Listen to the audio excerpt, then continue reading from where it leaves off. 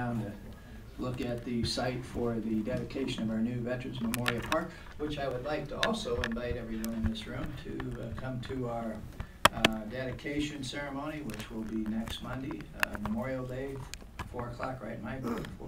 Down just west of the Spray Park, where the boat ramp is there. That's the site of the new, I understand, 43.5 acres is what we got there for our Veterans Memorial Park, in conjunction with the Levee Commission's involvement and a citizens group. So with that, Steve, I'm going to turn it over to you and you carry it out from here. Thank you. This weekend, I opened a fortune cookie and it read, "Unveil your ideas, be ready to act on them."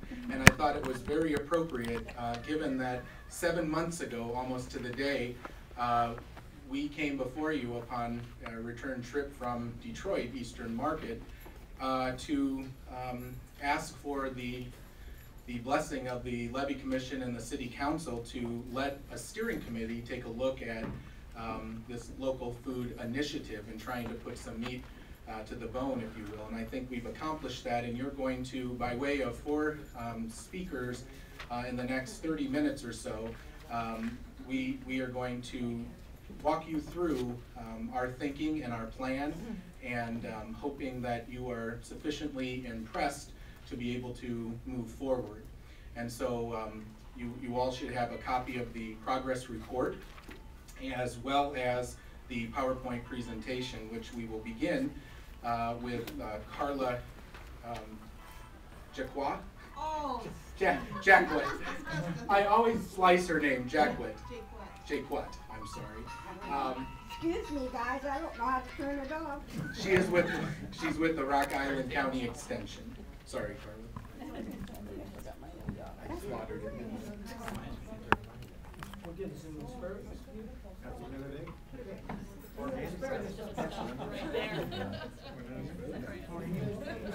Cindy's one of our farmers from the Freight House, and she said, "I got asparagus for you. Do you want me to bring it in, or shall I wait?" And I said, "You know what? That's exactly what I'm going to do." I always used to pretzels and beer. It's not unusual in our group. Yeah, speak for yourself. These are healthier for you. It's not unusual in our group if someone's got eggs or tomatoes on or whatever. They're like, "Oh, I'm going to have eggs next week." You want someone, we're all like, "Yes, I will." So I'm Carla Jacquet, and I was formerly with the Rock Island County Extension. I'm now with the Department of Natural Resources. Jenny Wagner with Extension has taken my place there, but I wanted to tell you folks about that, to illustrate my commitment to this program. So it's not just about working for Extension, but my vision as to what Davenport's trying to do and how it will be a wonderful model for the Quad Cities area and beyond. Of course, the Davenport vision for 2021, and it talks about the front porch. You guys are all familiar with this. What I think is wonderful about this is what you guys are envisioning by 2021 is what communities all across the United States are looking forward to, because people are hungry for a taste of what we used to have when we were younger.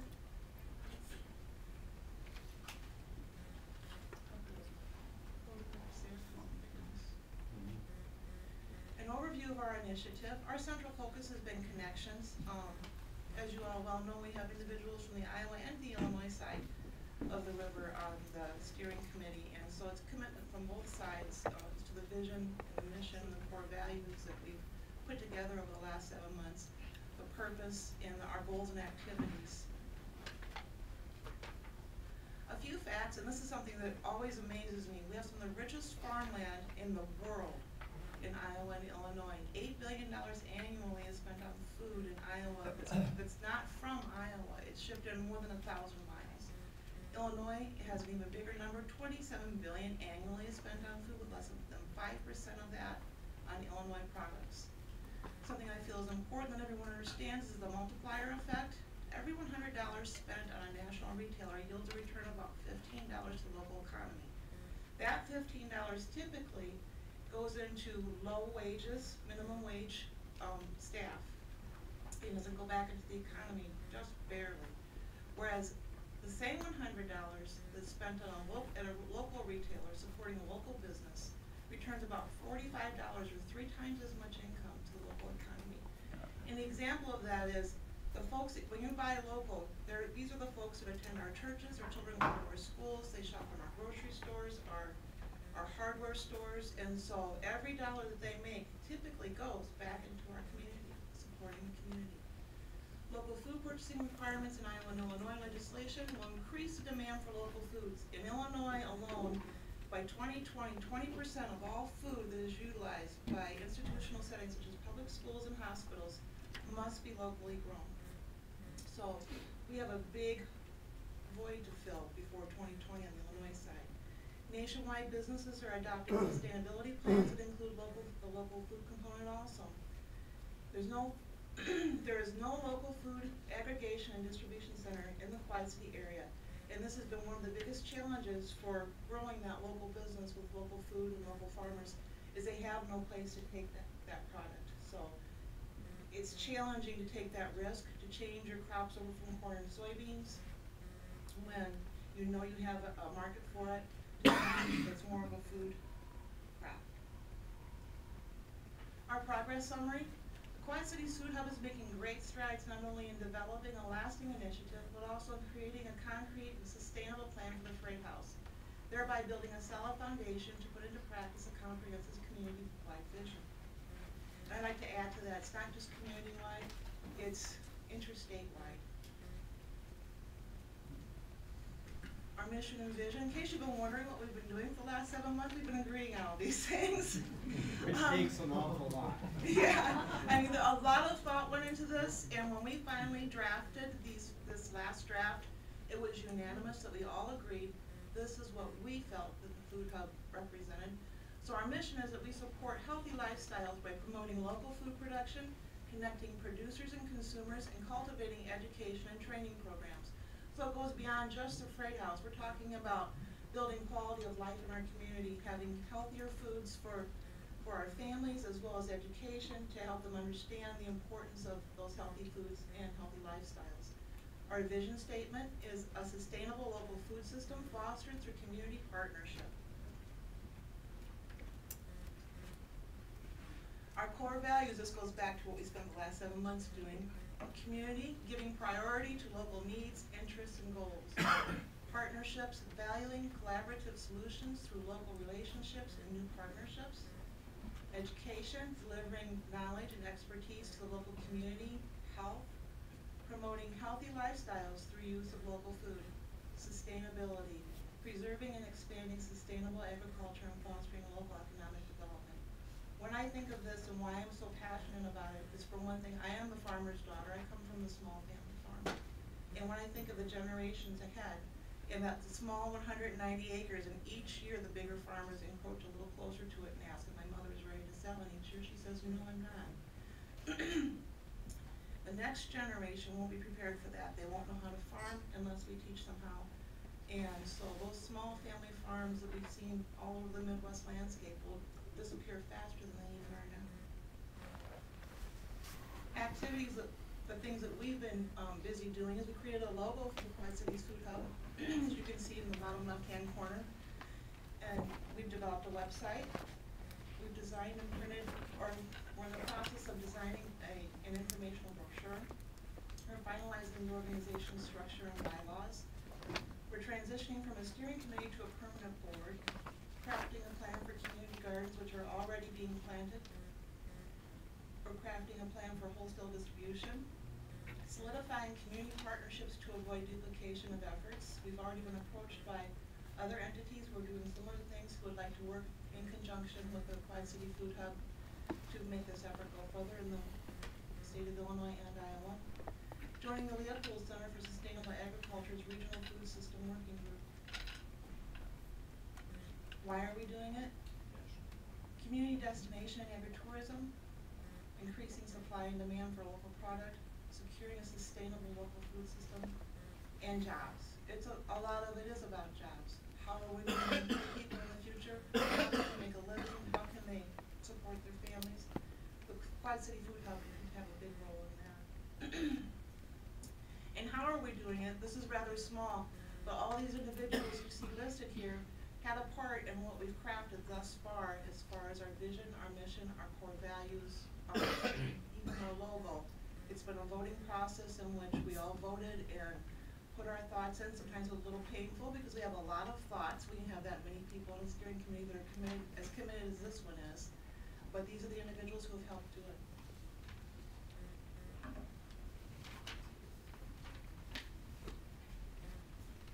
Thank you, Carla. I'm going to discuss now a major piece of the initiative, and it relates to the Freight House and using the Freight House as a food hub anchor. With the help of the steering committee, and in particular Scott Illingsworth, who has helped, he works for Russell Construction, and helped put together a number of the slides that we will be seeing here in a few minutes. We've taken the various sections of the available space of the Freight House and intend to briefly describe our plan. First, as many as you know, the first section, somewhere around 4,000 square feet or so on the western end of the Freight House, has a very dynamic and wonderful use to it. It's the Freight House Farmers Market, and the current revenue derived from this space is to the Levee Commission the amount of $12,480 annually. That would continue, and in fact, building on the success of the Freight House Farmers Market is why we believe the Freight House works for the rest of this plan. So then, immediately adjacent to the Freight House Farmers Market, the idea would be to introduce to the community a local product deli. This is in the area that formerly was the Balls and Pucks bar. We would issue a request for proposals for the occupation of this space and estimate that it could be, with market value, fair market value rates, somewhere in the neighborhood of $35,000 annual lease. The Section C and Brown Food Hub offices, this is where the former ticket booth was for the comedy club, and we would see it being utilized moving forward as the Food Hub office area. You will see a theme throughout, as our logo implies: eat, shop, learn, and grow, and basically that theme is center stage for the reuse and revitalization of the Freight House building. And in Section D, this is an idea that steering committee has been exploring about having kind of an entrance atrium, one that is accessible as it currently is from the south, the deck area, but also maybe opening it up to the north facade along River Drive for, at the very least, pedestrian traffic. Neither of these areas would we would envision project revenue. So in Section E, still in basically at this point the former comedy club area, we would call it an education and resource center, and in this area we would look to sponsorships for additional revenue with various partnering agencies and organizations that could have some very user-friendly interactive displays in this square footage. In Section F, we envision a local product retail store. This is something that's been talked about quite a bit. It's not meant to replace the market. Market's open on Saturdays from 8 to 1 and Tuesdays from 3 to 6. It's meant to augment it. It's meant to have the ability where vendors, some vendors throughout the community would rent shelf space, and we could offer a local grocery store, if you will, in this area.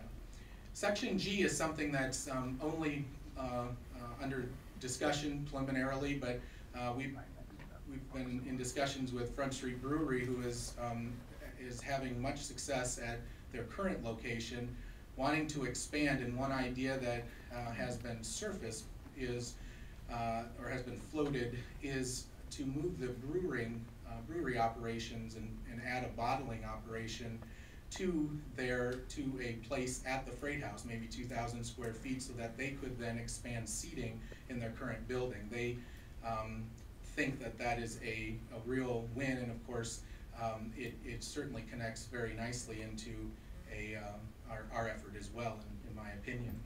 So H is the former, we're in the former restaurant area now, and in the green area you see what we're envisioning as a kitchen incubator. And there's been, since the time that a lot of this discussion has first surfaced, a lot of calls have come in from caterers and bakers looking to rent space in a certified kitchen scenario. And we have about $15,000 in kitchen equipment that the Levee Commission purchased from the auction this fall. In addition, Jim Russell with Russell Construction has donated an equal amount of kitchen equipment that really creates a near full industrial kitchen situation for us. And so this is well on its way, or could be. And then the area marked as I would be something that could be used as a rental venue, classrooms, both in H and I, indoor and outdoor, because the exterior deck, both levels, it could be a very nice venue for business events and family events. And then I was contacted by a local independent group that was looking at exploring the possibility of offering movies as they do weekly on Friday nights, but looking for a possibility of a different venue. And it is possible on the second floor. This plan really covers, for the most part, the remainder, the balance of the first floor of the Freight House, but this is the one area on the second level where we could explore having some use like this. One of the things that this individual and I spoke about was how we could offer connected and related movies of special interest, sustainable living, et cetera, et cetera. This is a little small, but what I've basically gone through with these slides is now in this format with a operating, and then we'll talk in a moment also about a capital budget.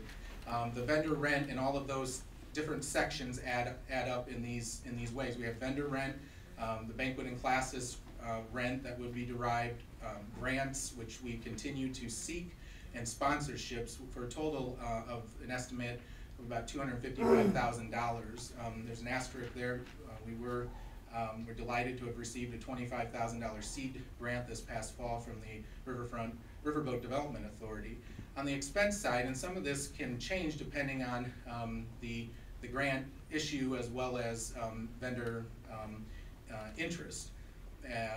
We have an allocation of staff of about $100,000. One of the things we will need will be a couple cashiers for that retail outlet area would be a common cashier scenario, and so we would need to pay that individual as well as possibly an executive director or some other person to help coordinate and get a lot of these initiatives, not just this one that we speak of, off the ground. Of course, there's rent and utilities, marketing and events and promotion. That adds up to about $195,000. And you see the difference from the $255 is about $60,000 to help us with some initial startup improvement costs. Now, I'm not going to go through each of these, but to get us where we are, I mean, the building and some of the equipment is there and in decent form, but to get us where we need to be to launch initially, we're looking at somewhere maybe to $80,000 to $100,000. This shows $100,000. Some of it again is dependent on securing of funds, but of course we're looking at all of this, not building out more than what the fees, the revenue from this can generate. We're not coming to you for money. And so then there's an exterior component.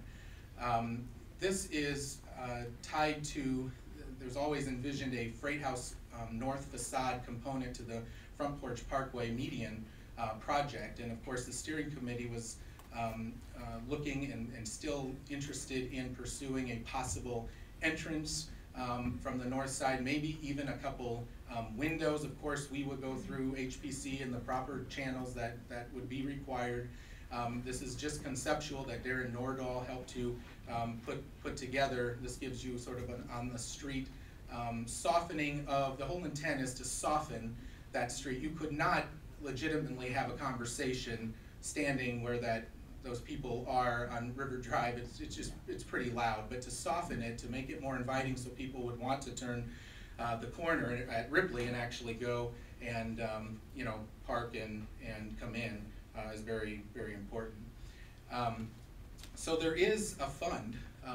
There is a current CIP project related to this where there's $159,000 for Freight House facade improvements, and so this kind of, we don't have at this date the total cost for landscaping and sidewalk, but you can see adding in some windows and an entranceway on the north as a possibility to beautify this area. And then to sum up my portion, basically with some general consensus, I think inside of about 3 months, which would bring us to late August, early September, would be a fine time to attempt to open this up and re-illuminate, if you will, the Freight House. At this time, I wish to introduce to you Julia Blazovic, who's with the Iowa State Extension, Scott County. Thank you,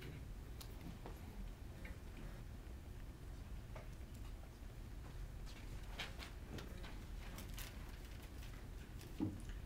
Good evening. As Steve said, I work for Iowa State University Scott County Extension, and I'm responsible for the Garden Growers program. One of the goals of the Quad City Food Hub was to work on converting vacant city-owned lots into community gardens and urban farms. I included a few pictures of our existing gardens that have been established years and years ago and are still vibrant and thriving. And the idea is that the new gardens are the same, that they become an enhancement to our community rather than eyesores. There are many benefits to community gardens: economic, health and nutrition, life skill development of gardeners, education, beautification of neighborhoods, community building, and savings to taxpayers. One of the most important benefits is economic. Community gardeners benefit by having a space to produce food for their own consumption or to sell it to general public. Health and nutrition, research shows that gardeners live healthier lives due to healthier eating habits and exercise. Life skill developments, there are many skills that people can learn if they participate in the community garden, from setting goals to management of resources and also respect of their neighborhoods. Education. In addition to horticulture, nutrition, and environment, if they choose to market their crop, they get also entrepreneurial skills. And some of the skills that they gain through gardening are marketable. They can work for landscapers or they can be a farm help.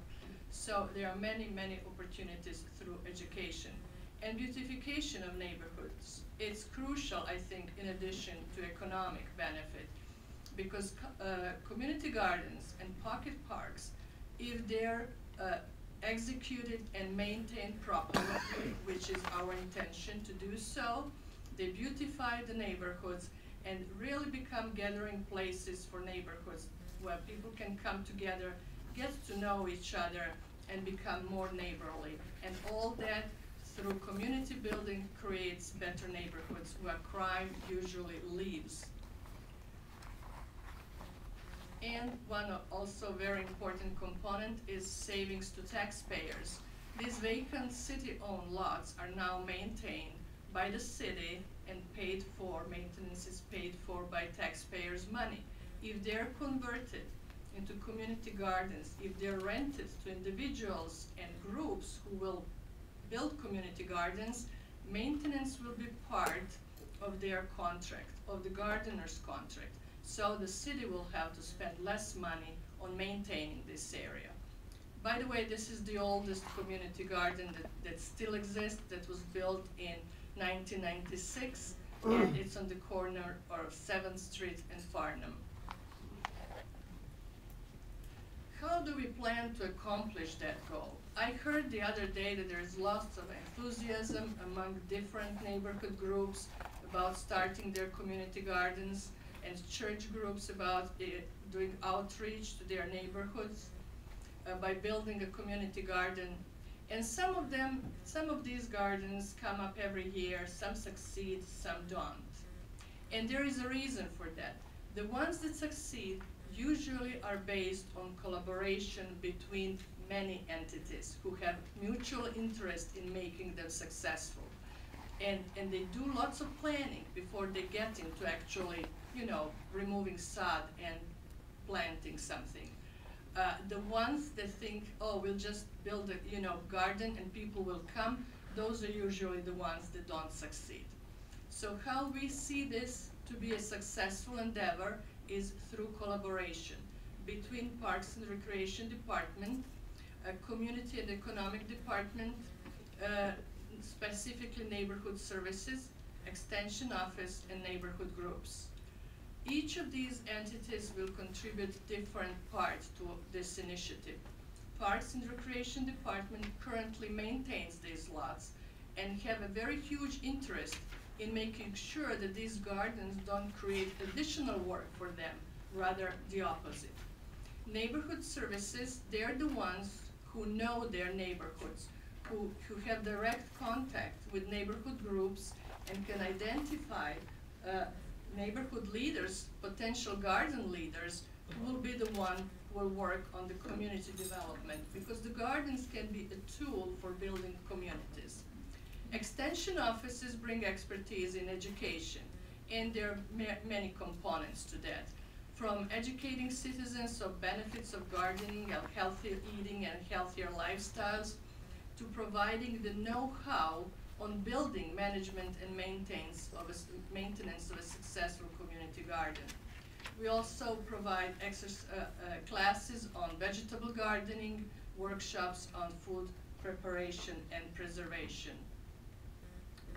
So now the question is, what would be the Quad Cities Food Hub role into this, transformation of vacant city plots into community gardens? I will tell you what it will not be.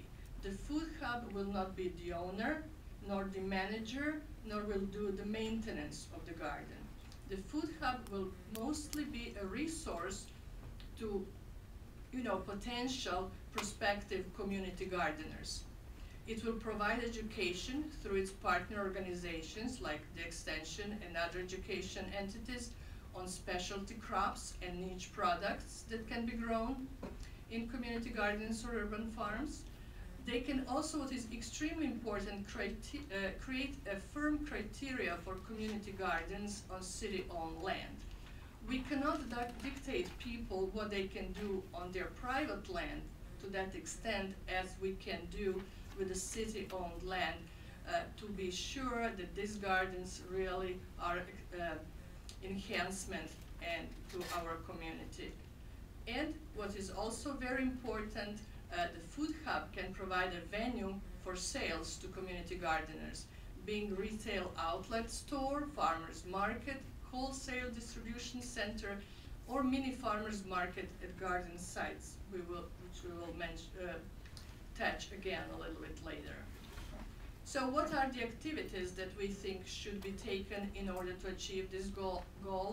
Number one would be to educate public on benefits of gardening and community gardening. Because let's be very honest here, gardening is fun to a degree. Right now, it's very much fun.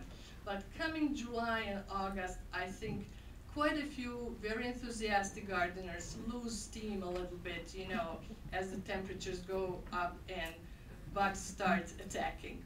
So educating them what the gardening is, how it should be done, and what are the benefits would be one of the major activities.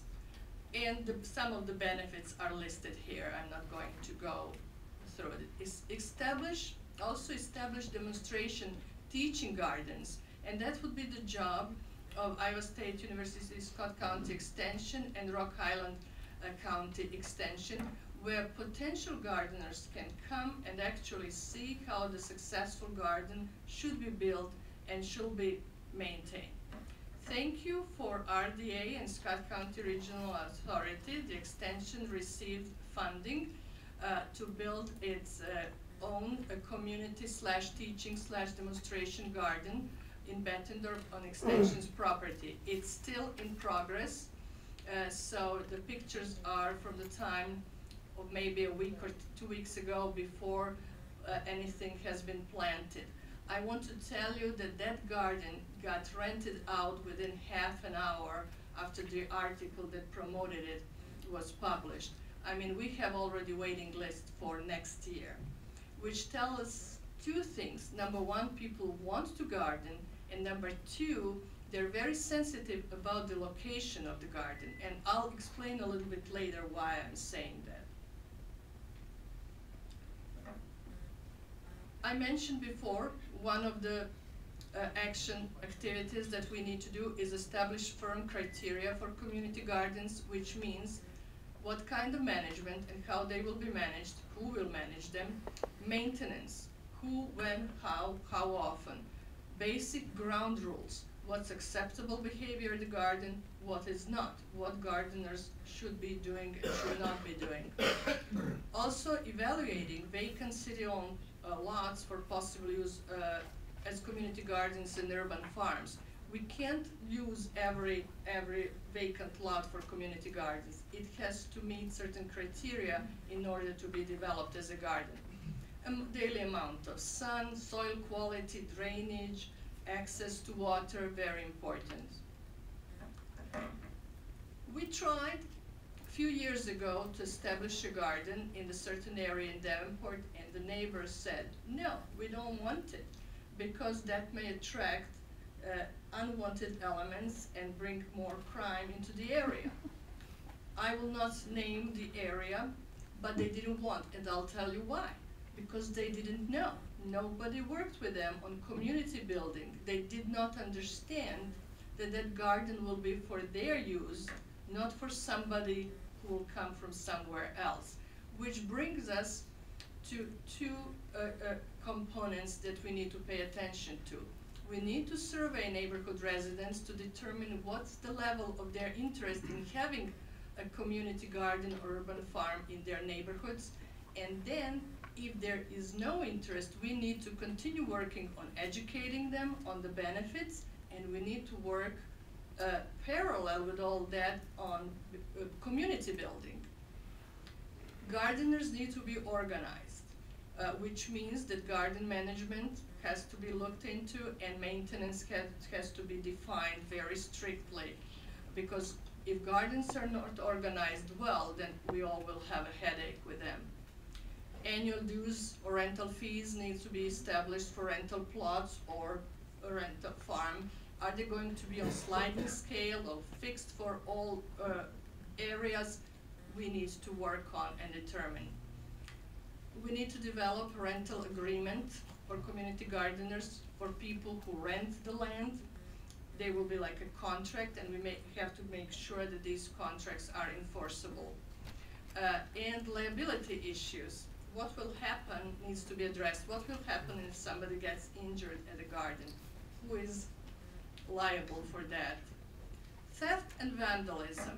When I mentioned that certain area didn't want a community garden because they were afraid of criminal activities, what they mostly felt was that kids who don't know what to do after dark will go there and just for fun ruin their crops, just pull them and throw them around, because those things happen in certain areas of the city. And how we can prevent that?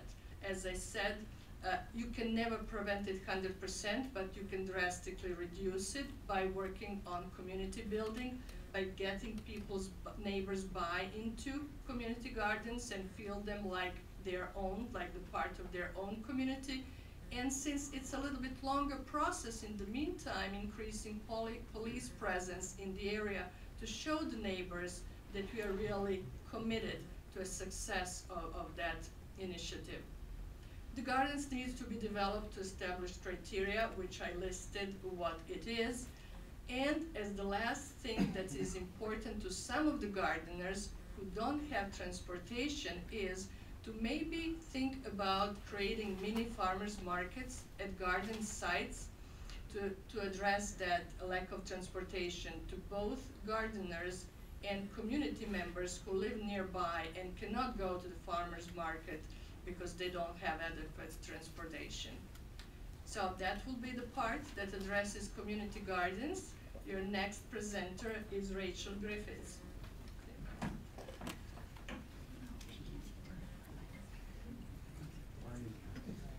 I saw you take that asparagus, Barney. She was talking about. All right. I'd ask you all to turn this way and look at this leaf. It's a green spinach leaf. And in a 5-month time period, in a 75-mile radius of Davenport, Iowa, people buy over $4,700,000 of spinach. It's a lot of spinach in a 5-month period. Of that $4 million plus, 20,000 of it is spent on local spinach. There's why you're doing a Quad City Food Hub. That is the reason. It is the potential to develop a sound economy based around a local food system. That's where you can find those statistics, just to let you know. And you can do the same thing with the tomato, with the asparagus, with the onion, with everything you see on the table that was purchased locally. There is a huge void between the dollars we spend on food and the dollars that are spent locally on food. And that deficit in the billions is why we're going to do this Quad City Food Hub. I believe the Quad City Food Hub is on a mission to keep more food dollars local while creating a healthy economy. You can look at the slide now. Our job, the Quad City Food Hub's job, is going to be making the supply and demand connection. You heard me say over $4 million spent on spinach in 5 months.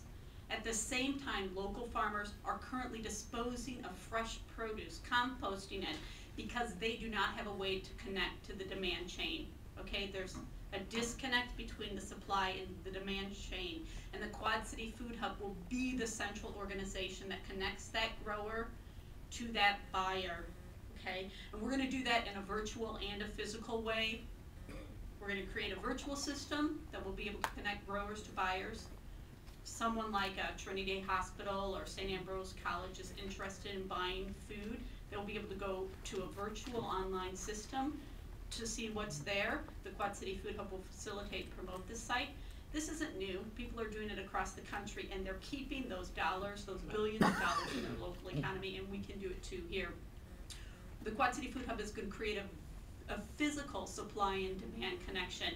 You saw in Steve's report a local food store, daily retail local food store. People can walk in and buy local product. Continue to expand on the farmers markets that are happening in the area. But further, Food Hub staff are going to be able to educate buyers as to why they should buy local food, and we're going to show them that we have an efficient, effective way for them to do that.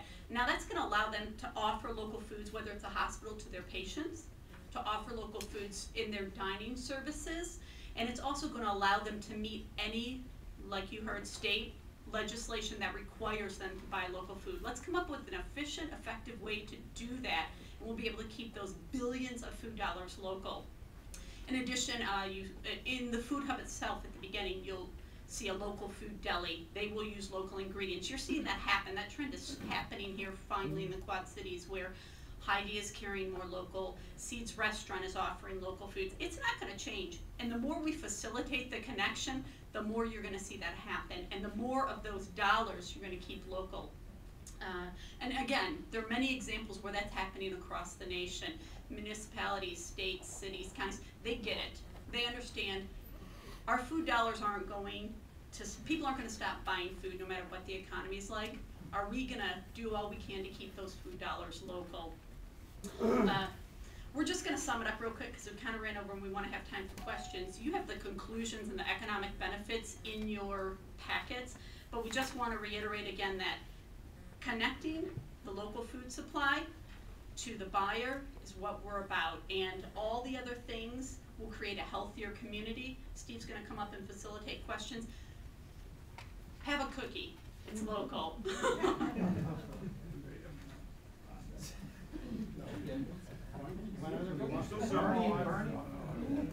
Marty stole his spirit. No, I think we're all gonna punch. Yeah. Eat 'em up. I want to go ahead and, if you're on the steering committee, you know, please raise your hand or something. We have a lot over here, but we have folks in the audience as well. Appreciate your diligence and hard work. There may be some people from the steering committee or the audience that may want to address you as well, but we also, in the interest of time, want to start with any questions from the City Council and or Levee Commission regarding the presentation and the progress report. Sure. Yeah, some years ago I worked with a group. We were trying to work with farmers who were raising cattle and hogs to process their own meat. The real problem in agriculture is that you need to get more value-added products. What I'm not really seeing here is that value-added. In other words, biggest producer of soybeans in the United States is Iowa. One of the biggest consumers of soybeans in the world is China, and they consume it in the form of tofu, and we don't make tofu the way Chinese make tofu. And that would seem to be an extremely good approach, is to take soybeans, which have tremendous numbers of uses, and make more value-added products out of it and expand industry. And I'm not really quite hearing that out of it. I don't think that's our intent. Soybeans and corn is not what we're talking about. We're talking about tomatoes and asparagus, onions and eggs and aubergine, vegetables. We as humans aren't really meant to eat soybeans and corn. That's not a part of what our physiological makeup. And so soybeans and corn, they're an important crop in the Midwest. And it's important that we support those crops. But they also have a lot of other uses. We have sweetened oil, we have biodiesel, we have all these other things that are important. We as human beings need to eat more fruits and vegetables, less soybeans. And so as far as value-added products, that's a part of this community kitchen that we want to put in. There are a lot of farmers already and small local businesses that are local bakeries. They make local sauces, local jams. Cheese mustard is a great example of a very successful local business. And so that's what we're more about, not so much about expanding the corn and soybean market, but more about expanding the actual value-added food. Yeah, I'm not really disappointing it. I'm just using that as an example. For instance, you can raise fresh fruits and vegetables, but on the other hand, a lot of them get frozen and canned and everything else. Yeah, and that's what part of that community kitchen component. That's the value-added product. Very important, yes. I mean, it's nice to try to keep the money here, but I'm thinking in terms of, okay, what about exporting the product from outside this area to other areas? You know, Well, we hope to grow that big soon. You know, I don't think that we're here as a food hub to try to, and I've been on the steering committee, so I'm somewhat biased. It's really not to go into competition with industry. I really think that the building that we're talking about here is building a community. You know, when I took that trip, I mean, we were all set to, you know, run out the farmers market and just have more of the same, more of the same. And when I took that trip to Detroit with a group of people, you know, it was astonishing to see you know, the level of devastation in Detroit and how some people are bootstrapping it to you know, make a living. We saw, interviewed, talked to, ate some of this food, a guy that has carved out a urban farm on one block. And he makes $30,000 and feeds his family. And, you know, in the middle of this devastation, there's this little island of success. And I see a lot of community gardening, successful community gardening in my ward. And what I see when it's done right and with some educational background is that it builds the neighborhood. You know, a lot of the concerns about crime, yeah, and stuff like that will happen, but the experiences that I've come into contact with says that people start to respect what you're doing in these neighborhoods. And you look at the cost exchange, you look at the trade deficit that we have. I mean, this is literally a trade deficit where we're exporting our money because we know we're all gonna buy food. I look at the healthy aspects. To me, if we don't teach this next generation how to eat, and maybe to stop spending money on pills that correct the problems and learn how to eat healthy, and we need to teach that. Yes, we teach it in the high schools, but you know what? They're not necessarily listening when they're in high school. And so we need to reteach that. Right now, I'll tell you, the popularity is there. There is an available ear in the younger generation. They are waiting to hear, and they're looking to us. And to me, this is. And that's yes. exactly it. So when I think about my children, the disconnect from the farm for 30 years, it's like I left and I went to sleep and I woke up and 30 years later, it was monoculture crops filled with chemicals. My kids didn't have any clue what it was like. They didn't like tomatoes because they'd never eaten a fresh tomato, because I quit gardening 20 years ago. I started again about 5, 6 years ago, and suddenly they're eating the fruits and vegetables again, and I'm like, oh, this tastes good. And I'm like, it's because it's not being shipped in 1,000 miles away. Can you use the microphone, please? When the foods are local, they're picked right. But what you said about building communities, it's about building generations, because my parents' generation had big gardens. When I was a child growing up, we had a big garden that fed our family. And so the next generation got busy, and wives went to work, and husbands were working, and kids were in sports and all these school activities, and we kind of lost track of that. And suddenly now here we are, we're kind of at a screeching halt. People are hungry for this again. So I think it's important to support this, because this is what's important for the next generation. When you see the rise in diabetes and cancers and things of that nature, because we're not taking good care of ourselves. We're not exercising, we're not eating healthy, and it's time we get back to those. We're gonna have to keep rolling through this. So Nathan, maybe we don't want to get into too much of the fine detail, but stick right on all of the questions. I think we're all in agreement. This is a great idea, but expansion of hours. I mean, is it still going to be Wednesday and Saturday, or because I can see this being a nice destination during the evening. It's intended to complement the existing farmers market, which I hope at some point we may see extra hours or extended hours with the market. But the local product outlet store that we talked about, it would have daily hours and a multitude of those hours, and would allow people to come down and before work, after work, on their lunch hour. That's the whole idea, to maybe shop, have something to eat, maybe sign up for a class and come back later, that kind of thing. Gene. Well, I have a particular interest in the freight house, because we've worked with that thing for years. Mary Ellen and I remember when we tried to do something on the north side and we got killed with Right, the I've historic. mentioned that to Steve, that we shouldn't go too far without contacting I mean, you start HB, talking about putting windows and Yeah. awnings and stuff on the north side of there, good luck with that, because we got bruised pretty bad. The brilliance in this is that it doesn't mean, if that can't happen, I mean, I'm not sure who, It's not the end of ultimately the it's world. up to you all, but it's the idea, the plan can still advance. The idea was to soften the north facade, and so however we achieve that, we will. We want people to turn their corner at Ripley and to come around to the 198 parking spaces that we have on the south facade. The other point too is the rental projections on this. I hope you got some good sound advice on that, because they seem pretty high to me initially, just try to sustain this.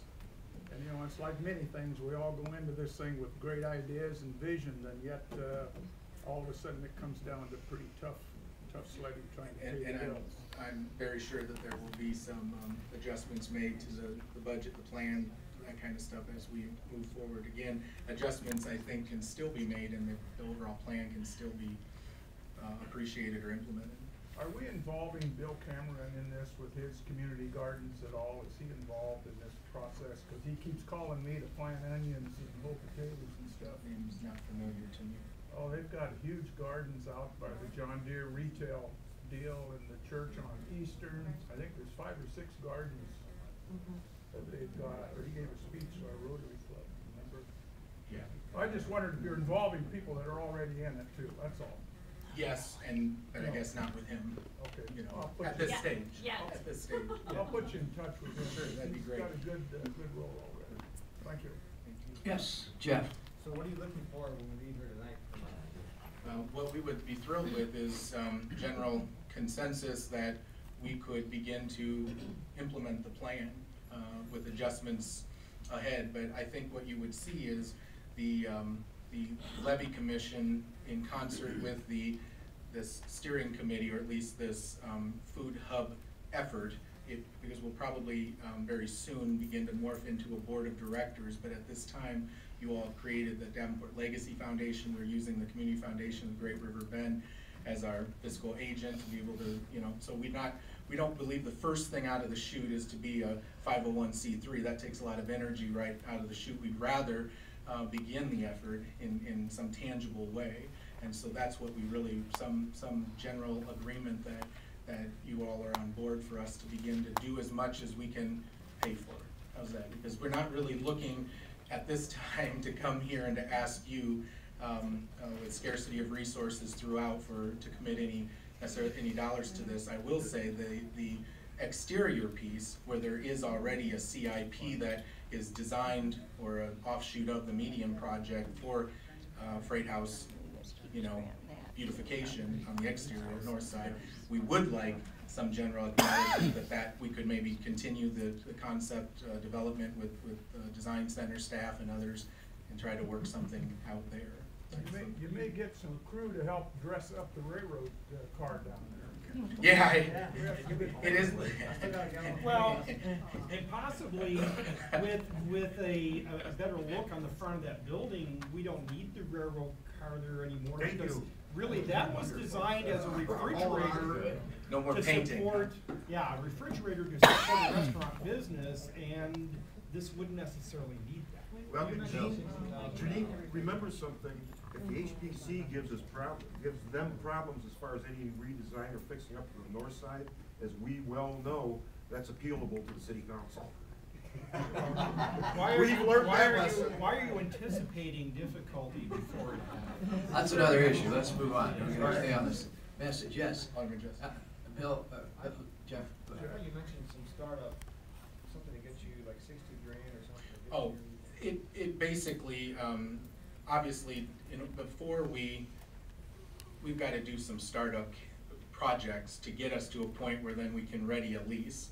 And so, of the revenue derived, even as conservative as we attempted to be, but knowing there might be some adjustments, we took a pretty good percentage for said purpose. And so the 60 is coming out of the revenue side to, instead of going towards operating, to go to capital for those startup purposes. You don't have that. No, we have $20,000 currently. I think that what we can do is we're gonna end up, contracting, we're gonna issue an RFP for the deli, and we're gonna know how much we're gonna know that there's guaranteed money, and I think that we could, I even hate to use the word, short loan, but if you know the money's coming, it's just a matter of when or how, how fast, but if you know it's guaranteed, I think we can work something out in order to make those expenditures to be able to open up. I mean, it's just a matter of linking those two together. We had applied for a SCRA grant and just heard word today that we were unsuccessful, but so that was a little disappointing, but we're going to continue moving forward and seeking grants to augment this. Steve, would you take a moment perhaps with some of the Levee Commission members and explain how you interact, how this food hub, how you all been working together on this, so to speak? And yeah, well, I mean, what the role of the two is. Sure, Mayor. What I envision being the case truly is almost the relationship. It's a hybrid relationship. It's a very unique one. Davenport should be proud. But a few years ago, in 2008, when we were approached by vendors with the Freight House Farmers Market and helped to reestablish what currently is, over the last few years, since 2008. Explain who "we" is. Oh, sure. Well, the vendors and the Levee Commission, through their leadership and directing their staff, me, to assist in that transitional year in 2008, and then begin to formulate, you know, an organization, a board of directors, all of that. It took a couple years to get to a really nice point where we currently are. What I would say is the same kind of relationship is what I envision. I don't know, this is a work session, so tell me if I'm off, but I think that, I don't think you want to necessarily establish a holistically, right on the outset, a holistically new entity. I think that the Levee Commission, who on your behalf is the landlord to the building, can, through its staff, help make this come to fruition, the implementation piece. You can do so without, you know, the expending of additional, you know, funds and that kind of stuff, which is going to be needed, as Alderman Justin points out, for the startup capital until we get this thing rolling and seeing what each year's operational dollars suggest. And only until that point will we know what kind of staff there can be. You know, there are a couple positions you really need. If you're going to have a retail outlet place, you need a common cashier or two. I mean, if we're going to have, you know, sizable hours, we're going to need multiple some employees, part-time or what have you. What may not be the case is some sort of executive director or anything like that, but I will say the Freight House is a piece. You heard tonight a wonderful presentations regarding community gardens and trying to, you know, there's a whole plan before anything's yielded from a garden about how we envision tying together with parks and the city in general, and then a wholesale distribution center. Many communities that do this across the nation start with a wholesale distribution center, and then once established often start an educational component. We're trying to do all this together, but in a responsible manner, and so all those pieces need you know, volunteers and quite frankly some staff to help guide the effort and make sure it stays on track over the next few years in its infancy. So you would continue to report to the Levee Commission? Absolutely. We would, and the council. if there was concern that we outside our scope, we have to come to the city council. But I guess I don't think we want to be, as a city council, involved deeply in the details of this. At least I think it's sort of a grassroots thing. We've got it launched, and we just ought to get out of the way and hope it grows. But, yes, Jeff. Yeah, I think there's a couple things we can do, though. I think we need to, you know, first of all, make sure that we're supportive, which I think we are, but they're looking for some startup funds to get their revenue stream started, so I think we need to, if we want to, direct staff to find some way of getting them that startup capital, be reimbursed once they get up and running, and then also they need to know if we're committed to the streetscape and the capital program that we, I mean, those are two things that we need to know from us, I think.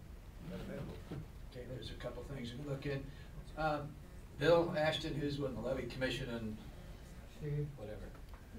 As the landlord of the building, the commission, what do we have to authorize to be able to have you get going for startup?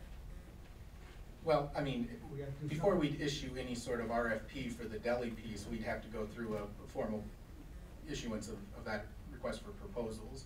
I mean, what physically do we have to do to the Freight House to be able to move forward? Well, I have an implementation. I mean, you saw a couple slides, but we blazed through them. I'm happy to follow up with a more specific 3-month kind of timetable that I'm ready to begin tomorrow implementing. And so I'm happy to share that. Part of it is there are some questions. I think we have to make sure that there's some dollars that can be paid back. I mean, if that's the sentiment here, nowhere that's going to happen and in the time frame that it would be, and separate out what we want from what we need. You want it to be, you don't want it to be hokey. I think you want it to be inviting, but we don't want to overbuild this either. We don't want to spend, $200,000 on something that we can do for $100,000. I think there's a look, and I think we can make that judgment together. Remove walls and things. There's some of that. Farmers market, how much of that stuff has to be done? Yeah, there's some of it, but I think some of it also. I mean, there's some lighting. There's even there's possibility of some flooring, but like there's a good example where I think until the flooring is totally, you know, not appropriate or dangerous, we don't need to deal with that right out of the chute. So that's what I'm talking about, curbing some of the expenses back just a bit. But then there's some lighting in a few sections of that building that is atrocious, and we would want to, of course, put a nice spotlight on the products that we're selling. Well, those are all issues. Yes. Before the levy commission, yes or no, it's our building. Certainly. Anyone else on this portion of the, yes, Mary Ellen, will speak a couple minutes, because we've got. Just as a comment, one of the things we know that we have that is very successful is the current Freight House Farmers Market, and it's been on a growth pattern. And I would ask that first, they have an opportunity to comment on the space utilization and whether or not they feel that might hinder their future growth plans. It may not. It may help where they are now, but if they had a goal to expand, the utilization that I'm looking at would prohibit that from happening. And so there are several of us here from the Farmers Market Board and our new market manager, and I don't know if they agree with me or not, but I would like to see them take a look at this plan and determine whether or not they feel it might impede future growth for their indoor market. I thought those were sort of issues that the group was discussing. Yeah, many of those same people have been, Well, they actually haven't offered come a chair formally at the before table. the Farmers Market Board. Okay, well, that sounds like something you may or may not need to do. That's that. We certainly don't want to But- impede the farmers One market. comment though, when those, I mean, having attended the meetings of the Levee Commission, when those contracts were signed, it was with the express understanding that if the city comes up with a higher purpose for that building, that, you know, we may take that whole space. Let me also, if I could interject, there's nothing, there's no changes, or there's no changes to this. They're a welcome part. Why would we go back and revisit? I mean, I don't think anyone's talking about that. What I heard the question being posed has a little bit to do with compatibility, and of course that answer is more aligned with the fact that there are many vendors that were a part of this effort, and were invited to it, were invited to Detroit, were invited to the steering committee, have participated in this effort.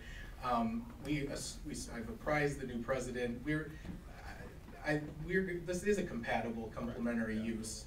It really is. In fact, I don't want to belabor a point, but the Levee Commission saw fit this winter season to help and support additional vendors being allowed into additional parts of the building beyond what they leased officially, in order to create even more sense of market there. So I think that was the part that I was talking about. You didn't want to. We said that was a temporary thing as an expansion, but we had other purposes that you're looking at. I'm not trying to. These are good problems to have, Mary Ellen. They're growing pains. Well, I understand that. I just feel that there should be some official statement from the Farmers Market Board on some of the issues. Sure, I agree. And that's all I'm saying. We should act on it officially, or if we have any concerns, express them officially, as opposed to some of the people serving on that are also board members for the Farmers Market, but many are not, and many of the board members do not serve on that committee. So it would just be a good idea, I think. And our new board president is here. I don't know if she wants to. Well, Mary Ellen, you made $25,000 available to them, so I think you should listen. But if they're not already, and I'm sure they are. Go ahead. You want to add anything to that? Yeah, no, we're just, you know, we definitely want to work with you guys, and I think it's a welcome opportunity. It's an expansion of what we're doing, and I mean, I think it's a wonderful thing. I just do. I really do, and I know that we'll all work together to make things things work. That's Teresa Lemick, the new market chair. Anyone else? Now, we've got another half-hour meeting here, fellas, so Can I just comment as a Yes. consumer? Quickly. I've been, I'm not on any of the boards, so I just want to be clear that I'm just a consumer. I've been going to the farmer's market for years, partly because I grew up on a farm. My mom had a huge garden. We froze, we canned a lot of our food. And I have friends that still make fun of me because I will not eat tomatoes in the winter. Tomatoes from the grocery store in the winter, to me, taste like cardboard. And I dare anybody to tell me the difference. So when spinach was available at the farmer's market this winter, somebody grew it, Ed grew it in his high hoop house. You had to call, you either had to be there at 8 a.m. or you had to call and reserve a bag of spinach. And again, I dare anybody to tell me that that doesn't taste better, lasts longer, and I love supporting local farmers. For anybody that questions the viability of this, I would also encourage them to look at Will Allen and what he's done in Milwaukee. It's fabulous in terms of what he's created there in a much less desirable area than what downtown Davenport is. So that's another opportunity. There's another consumer testimonial. We've got to move along unless there's someone has a, you know, you folks just keep working together. I think the sense, fair enough, guys, go for it. Yeah. And work these little problems out as you go along. For the pastor. If there is something, you know, you always come to us, Mary Ellen and others who wrote some checks, and we'll certainly make sure everybody's working together. Okay, next section we were to talk about is, I think, was something about the future of the Levee Commission or the powers of the Levee Commission or whatever.